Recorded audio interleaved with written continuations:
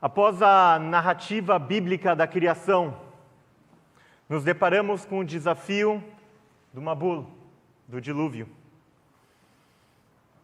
que destrói o mundo como ele era conhecido. Noah, sua família e exemplares de certas espécies animais são protegidos na arca durante esse dilúvio de 40 dias e 40 noites.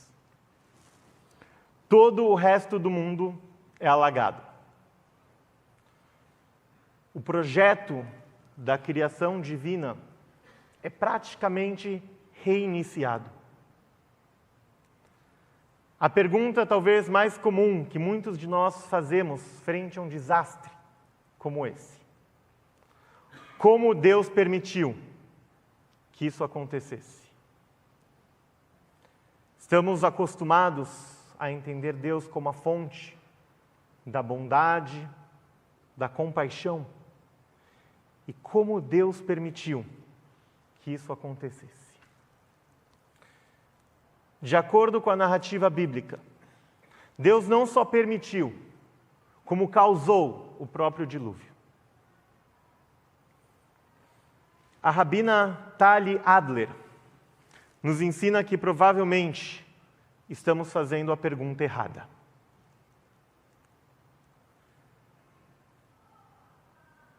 Costumamos perguntar como é que um Deus que é bom pode destruir o mundo.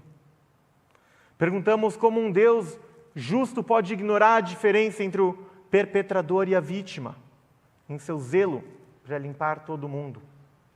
Perguntamos como um Deus amoroso pode abandonar sua criação. E ela sugere que a pergunta certa é: frente a todos os desafios que temos em nosso mundo, como é que Deus não fez um segundo dilúvio? Ela vai mais longe e pergunta: qual é o mérito da raça humana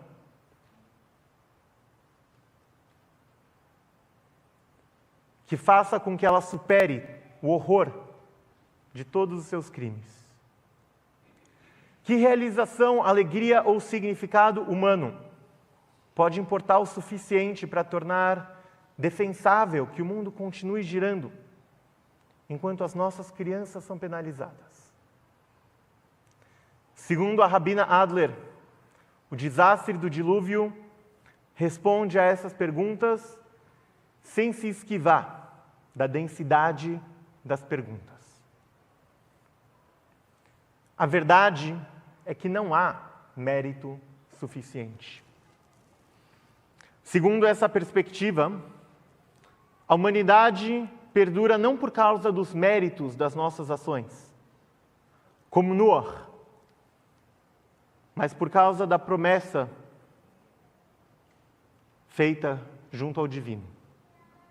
O arco-íris no fim do dilúvio é um sinal da aliança, do pacto entre Deus e a humanidade, para que o divino nunca mais venha a destruir o mundo. O arco-íris é justamente o símbolo da esperança. Em sua promessa divina de que mesmo quando a humanidade estiver no seu pior, mesmo quando poderíamos desejar que outro dilúvio viesse, porque em algum nível um fim para tudo isso seria melhor do que um mundo inundado com tanto mal. Lembramos que haverá um futuro. Nos fortalecemos com a responsabilidade de sermos agentes do nosso próprio destino. Cabe a nós fazer a nossa parte e garantir o futuro que queremos ter. A promessa celebrada no arco-íris é o fim de um pesadelo, mas também é uma forma de abandono. Não há possibilidade nenhuma de uma reinicialização. Deus não eliminará mais aqueles que causam o mal e o terror, em favor de um novo mundo a ser criado para um homem inocente e seus descendentes. Em vez disso, o mundo continua girando. Vítimas e opressores, depois de tudo, vivem lado a lado, dentro de uma organização social. E seus descendentes devem aprender a compartilhar esse mundo, infelizmente, encharcado de lágrimas e sangue. O que acontece depois do desastre, após a tragédia, em um mundo prometido, destinado e condenado a continuar existindo. A Rabina Adler me lembrou de uma conexão muito interessante com o livro do profeta Yoná, que lemos aqui há poucos dias, durante o Yom Kippur. Nos versos finais de Yoná, a história do profeta relutante, nos é dado o início de uma possível resposta. Yoná, que significa pomba, a mesma que Noah envia da arca para inspecionar a possibilidade de uma vida no mundo recém-destruído. Parece desejar por um mundo no qual o pacto entre o divino e o humano, selado através do arco-íris, não exista mais. Yoná prefere a destruição do mal, ao invés da possibilidade do arrependimento. A postura de Yoná é compreensível. Nínive é a capital do Império Assírio, notoriamente cruel. E será o império responsável por exilar e destruir as 10 tribos de Israel.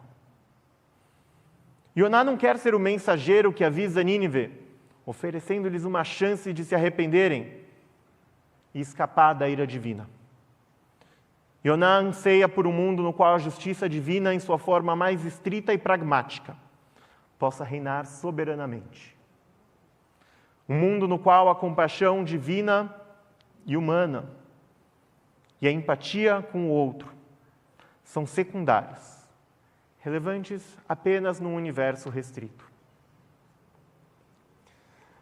Quando Yoná percebe que a cidade de Nínive será poupada, afinal, ele trouxe a palavra divina e eles se arrependeram, Yoná clama a Deus: ó Deus, não foi por isso que eu disse, quando ainda estava em meu próprio país, foi por isso que eu fugi de antemão para Tarshish, pois eu sei que você é um Deus de compaixão, gracioso, lento em irar-se, abundante em bondade, renunciando ao castigo. Por favor, ó Deus, tire a minha própria vida, pois prefiro morrer do que viver nesse mundo. Yoná expressa a angústia de um mundo em que a misericórdia supera a justiça. Como pode ser que essa cidade, famosa justamente pela sua crueldade, sobreviva?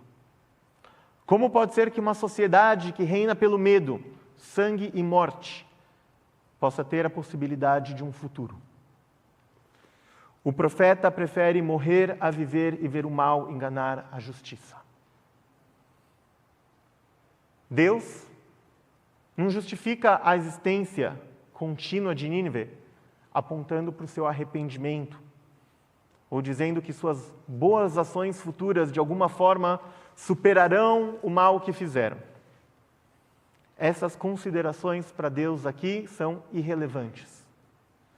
Deus oferece a seguinte resposta: não deveria eu, Deus, me importar com Nínive, aquela grande cidade na qual há mais de 120 mil pessoas que ainda não sabem nem distinguir a sua mão direita da sua mão esquerda? A resposta de Deus a Yoná não é sobre perdão. Ele não diz que porque Nínive se arrependeu, seus pecados devem ser esquecidos. Em vez disso, Deus mostra a Yoná a diferença entre a visão do profeta e a visão do próprio Deus. Onde Yoná olha para Nínive e vê uma cidade liderada por pessoas cruéis, Deus olha e vê a vida, pessoas e animais lutando para sobreviver. É a vida, é o amor de Deus pela vida que mantém Nínive de pé. Se estamos procurando por uma justiça firme e exemplar, ou um grande equilíbrio cósmico, o fim da história de Yoná não nos deixa com nada. Mas se estamos procurando uma maneira de dar sentido a um mundo onde nunca mais haverá um dilúvio, onde os filhos de assassinos e vítimas devem viver lado a lado, encontramos uma visão de um caminho que podemos seguir. É por isso que o mundo perdura. Não porque haja perdão, apesar da sua extrema importância nas relações humanas e com a própria divindade. Não porque nos esquecemos do mal, mas porque a vida é o elemento máximo da divindade pós-dilúvio. Porque onde vemos grandes entidades sem rosto, o mundo inteiro, ou até parte dele, que merece uma destruição completa, países e impérios que carregam culpa coletiva, e Deus vê seres humanos assustados e famintos, tentando sobreviver. E aonde estamos nós, seres humanos, diante de tudo isso? Noé, personagem principal da leitura da Torá que fazemos nessa semana, tem o seu caráter interpretado de duas maneiras diferentes na nossa tradição. O texto diz, Ele toldot Noach, Noach ish tzadik tamim haya bedorotav, et Elohim italech Noach. Essa é a linhagem de Noach. Noach era um homem justo e ele era íntegro em sua geração. E Noach andava com Deus. Rashi, o principal comentarista da Torá, aponta que esse versículo pode ser analisado tanto de forma positiva como negativa sobre o caráter de Noach. Alguns pontos positivos. Quando a Torá diz Ele toldot, se espera, baseado no uso dessa mesma expressão em outros lugares, que imediatamente após essa frase vem uma sequência de nomes com a linhagem daquela pessoa. Mas no caso de Noach, o texto diz que ele era uma pessoa justa. Segundo o Midrash, as boas ações de uma pessoa são como os seus descendentes. Noach era tão bom que suas boas ações merecem ser mencionadas antes mesmo que seus próprios filhos. A segunda explicação positiva sobre Noach se baseia na frase Ish tzadik tamim haya bedorotav. Noach era um justo, mesmo em sua geração. Ou talvez, apesar de sua geração. Uma geração que era tão ruim que todos os demais se foram com o dilúvio. O fato de Noach ser justo na sua geração prova o quão grande era Noach, já que conseguiu se manter íntegro no pior dos cenários possíveis. O Midrash diz que se ele tivesse vivido em uma geração de pessoas mais justas, ele teria sido ainda mais justo, devido à força do bom exemplo que ele teria. Outros, no entanto, explicam essa passagem como algo negativo para Noach. Noach era justo em sua geração, mas em comparação com qualquer outra geração, ele não teria tanta importância. Apenas frente à geração do dilúvio, que foi inteira destruída, a integridade de Noach se torna motivo de destaque. Dizer que Noach foi justo em sua geração significa apenas que a justiça, nesse caso, ela é relativa ao comportamento da sociedade na qual se encontra. E o versículo termina com a frase Et Elohim italech Noach. Noach andava com Deus. A parceria entre o divino e o humano foi a chave da jornada de Noach. Através da travessia compartilhada, Noah se fortalece para enfrentar os desafios de seu tempo. Independentemente da interpretação positiva ou negativa de Noah, sua caminhada foi orientada pelos valores divinos. Não há mais dilúvios. Não há mais uma destruição completa iniciada ou aprovada pela divindade. Não há mais uma justiça cósmica se intrometendo e resolvendo as questões terrestres.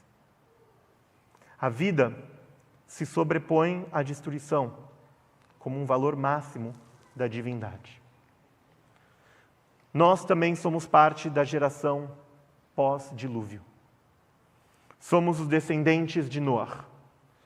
Somos aqueles que devemos continuar o trabalho da criação divina, sabendo que não existe a possibilidade de apagar tudo e começar de novo. Somos aqueles que vivem com a responsabilidade pelas ações humanas e também somos aqueles que sofrem com as consequências de cada uma dessas ações. Talvez o aprendizado que recebemos de Deus, junto à nossa história e à nossa tradição interpretativa, é a chance que temos de redenção nesse mundo, repleto de desastres causados ou aumentados pela ação humana.